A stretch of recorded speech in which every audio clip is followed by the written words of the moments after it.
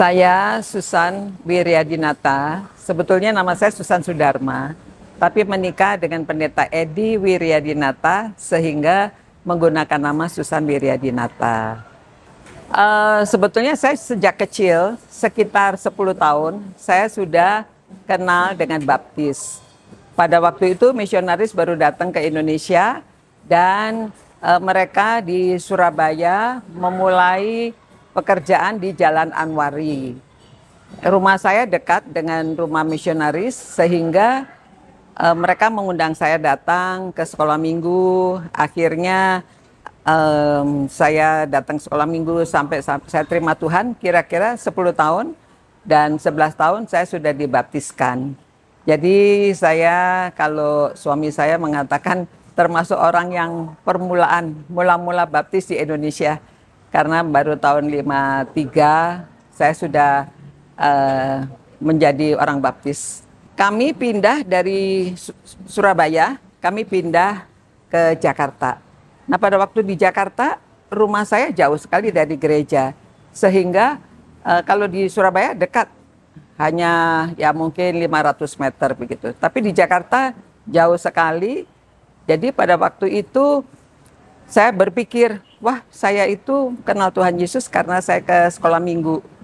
Jadi saya juga berpikir, mungkin kalau saya membawa anak-anak ini, karena tinggal di Mangga Besar, depannya itu banyak sekali anak-anak. Saya coba mengajak mereka ikut sekolah minggu.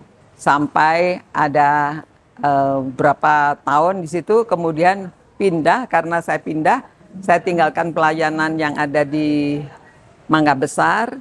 Namun dari situ ada beberapa keluarga, mereka mencari saya.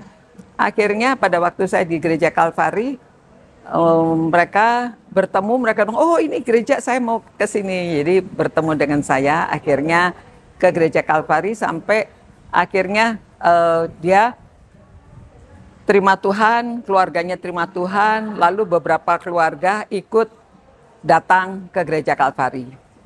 Nah dari situ saya terbeban ya, ternyata Tuhan bisa pakai gitu. Walaupun anak-anak, beberapa orang akhirnya terima Tuhan Yesus.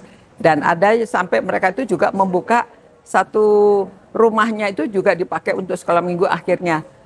Dan sekarang sudah menjadi cabang gereja baptis Baitani. Nah jadi beban saya pada waktu saya masih muda, saya ingin menjadi misionaris. Karena saya kenal Tuhan Yesus dari misionaris, orang dari Amerika jauh-jauh datang ke Indonesia. Jadi saya pikir, wah saya juga harus seperti mereka. Dan karena saya menikah dengan seorang pendeta, akhirnya, wah pupus itu nggak jadi misionaris, jadi istri gembala sidang.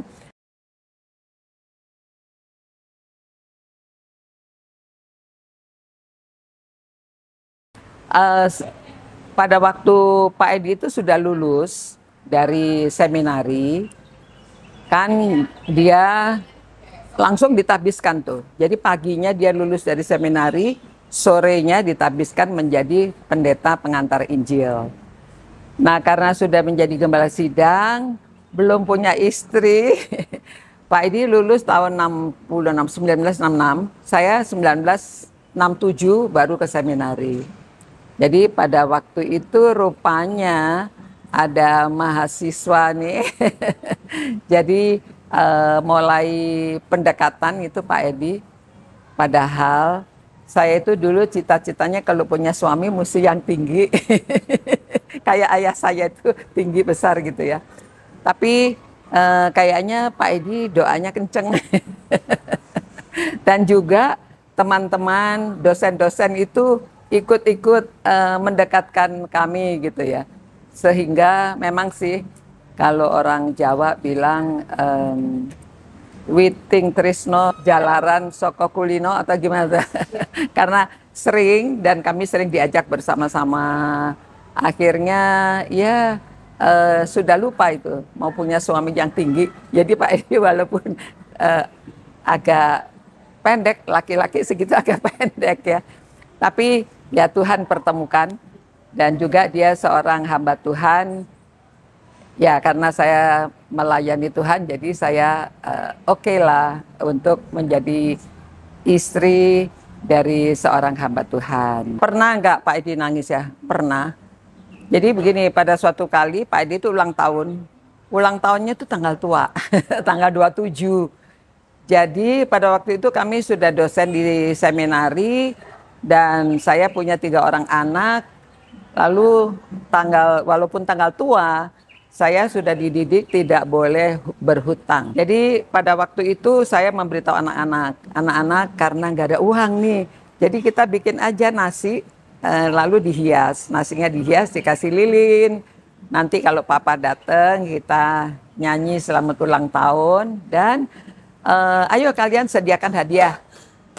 Anak yang tertua itu, waduh bungkusannya pakai koran besar gitu dan jelek pokoknya gitu. Wah apa ini ya kok gede amat gitu. Dibuka-buka, oh isinya koin. Koinnya banyak. Nah karena koin semua ditanya, kok Arif kasihnya uang? Iya, kan papa nggak punya uang, jadi saya kasih uang. Jadi aduh terharu. Itu pertama kali saya melihat Pak Edi menangis, ya itu menangis.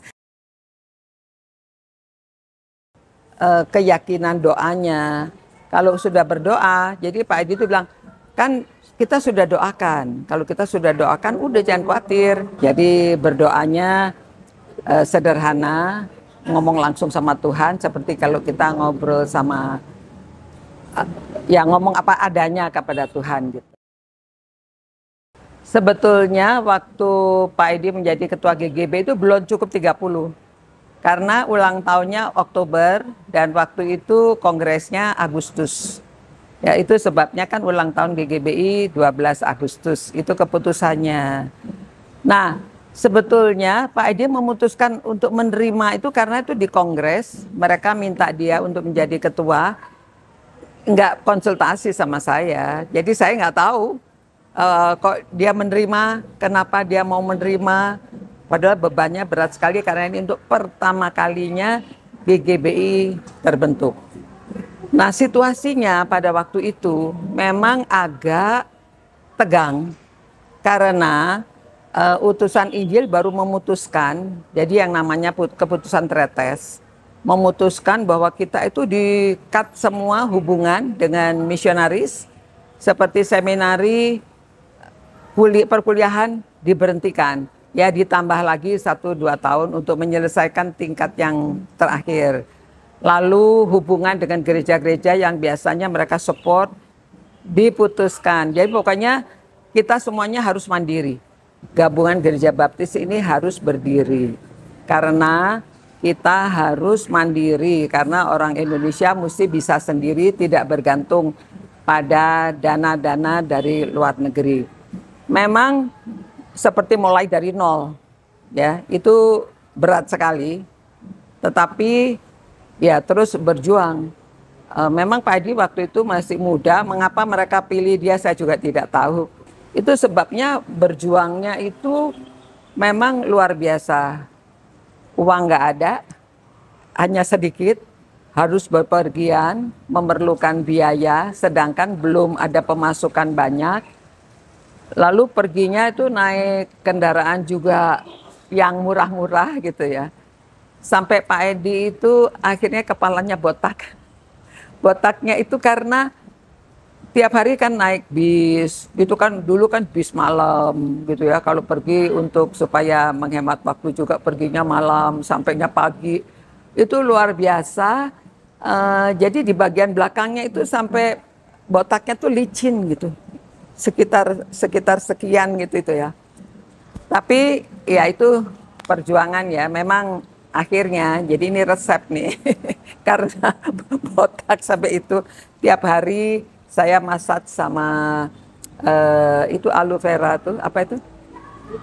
Lidah buaya tuh ya. Pakai lidah buaya dimasak pagi, sore setiap mau mandi dimasak dulu. Tapi akhirnya tumbuh lagi.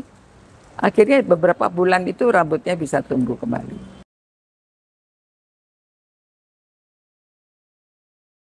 Sebetulnya yang berat itu pada waktu Pak Edi sakit.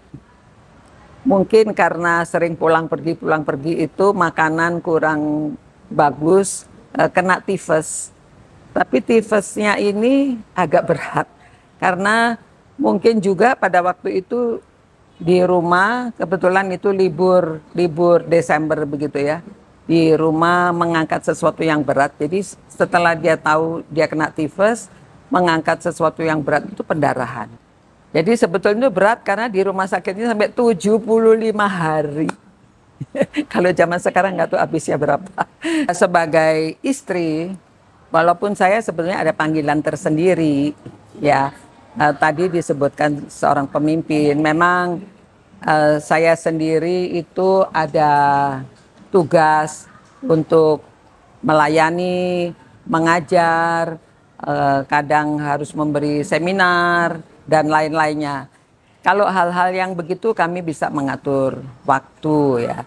Dan saya bersyukurnya kalau Pak Edi itu support, nggak pernah melarang gitu. Jadi misalnya saya belajar lagi, saya kuliah lagi.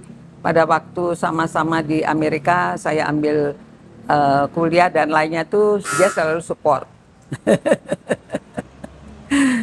Jadi yang penting justru kenapa saya bisa melakukan bagian saya, kenapa saya bisa menjalankan kepemimpinan yang dibebankan kepada saya, karena suami mendukung dan sebagai istri saya itu orang-orang tuh sampai teman-temannya Pak Edi itu mengatakan kamu untung ya istri kamu baik karena saya termasuk istri yang tunduk pada suami.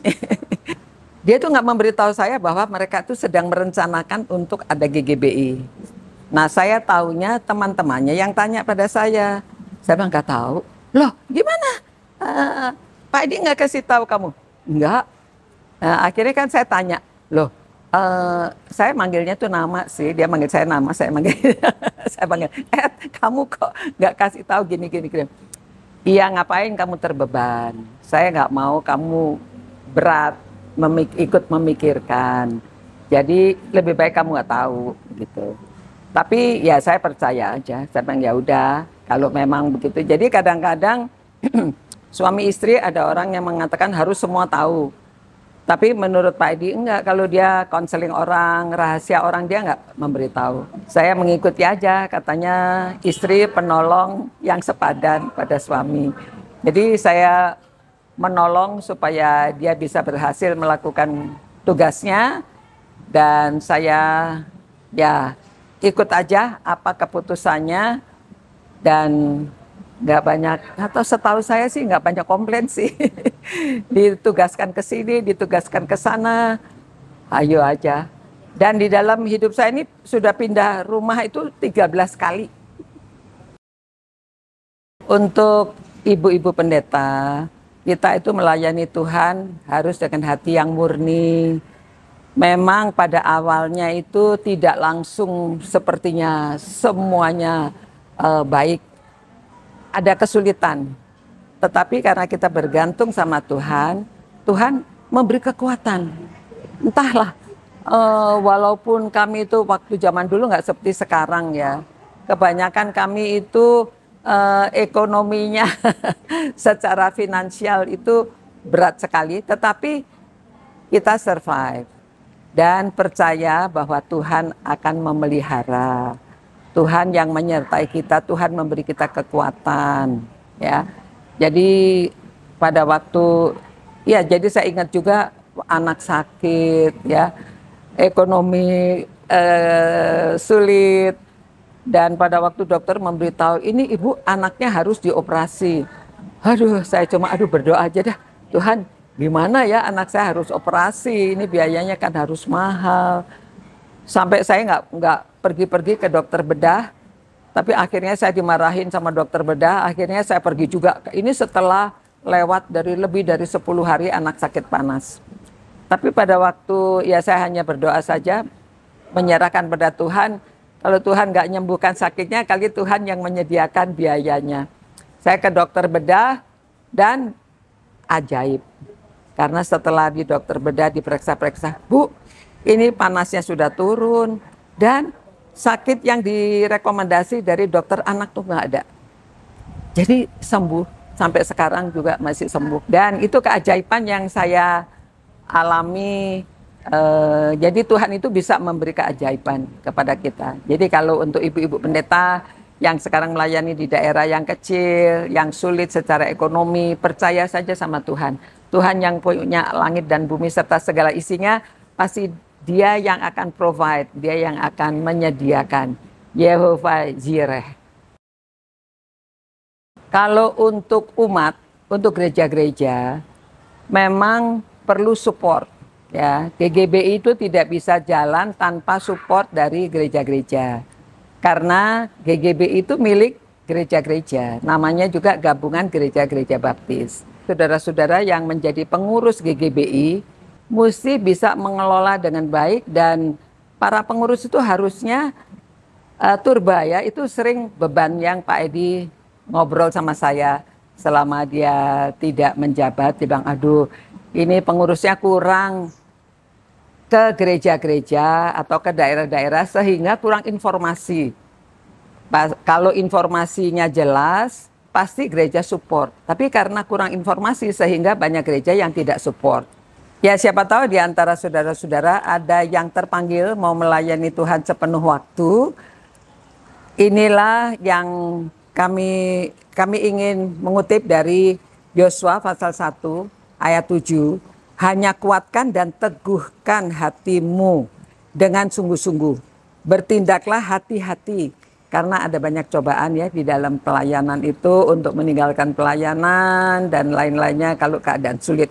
Namun nasihatnya, bertindaklah hati-hati sesuai dengan seluruh hukum yang telah diperintahkan kepadamu oleh, kalau di sini yang diperintahkan oleh Musa ya, yang diperintahkan oleh firman Tuhan, supaya kita tetap teguh dan kuat, jangan menyimpang ke kanan atau ke kiri, supaya engkau beruntung kemanapun engkau pergi. Jadi pada hari tuanya sebetulnya kami bisa menikmati, walaupun dulunya perjuangan, banyak yang diceritakan yang susah-susah ya. Kayaknya nggak ditanya soalnya yang tentang yang happy-nya. Jadi sama seperti Paulus mengatakan ya, aku tahu apa itu kekurangan, aku tahu apa itu berkelimpahan. Ya, tetapi I can do all things through Christ who strengthened me. Jadi kita dapat kuat karena Tuhan Yesus yang memberi kekuatan kepada kita. Jadi maksudnya jangan ke kanan ke kiri, kadang-kadang itu kita tergiur dengan hal-hal lainnya ya. Jadi supaya dalam pelayanan itu lurus untuk Tuhan, kepada Tuhan yang memberikan semuanya untuk kita, yang menguatkan kita. Jadi jangan sampai kita tergiur oleh hal-hal duniawi yang mau supaya kitanya lebih baik secara ekonomi. Tapi terus terang saja, sesudah tua ini saya sekarang tinggal menikmati hidup. Jalan-jalan, pelayanan, tapi bisa jalan-jalan. Hampir semua benua saya sudah pergi. Puji Tuhan. Selamat ulang tahun GGBI yang ke-53, Dirgahayu. Dan semoga semakin maju, jaya, dan Tuhan memberkati serta menjadi berkat untuk semua umat di Indonesia.